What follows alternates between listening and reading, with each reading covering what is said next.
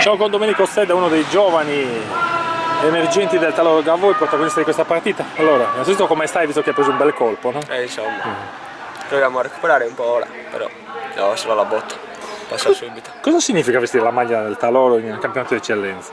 E poi è bellissimo, la maglia del nostro paese è un'emozione unica, è importantissimo per noi di Gavoi. Infatti cerchiamo sempre di dare il meglio proprio per questo. Come avete preparato questa partita sapendo che veniva uno squadrone come l'Atletico Uri?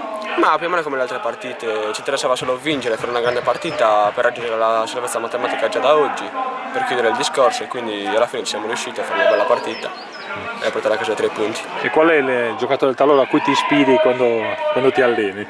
No, ma più o meno tutti, si prende un po' da tutti, ci ispiriamo per la freddezza da Falchi, la serietà di Mele, di Arrais, di Pina, da tutti i grandi, da Zani, sono tutti allenatori per noi. E degli altri giovani del Taloro qual è il più forte, oltre a te ovviamente?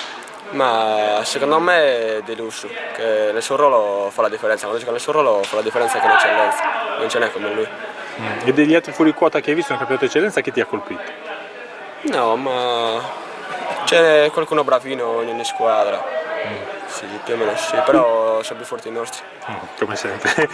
Benissimo Domenico, ti ringraziamo, complimenti a te per la prestazione di oggi, per la vittoria e per il campionato che hai fatto con la maglia del Taloro. Grazie. Grazie.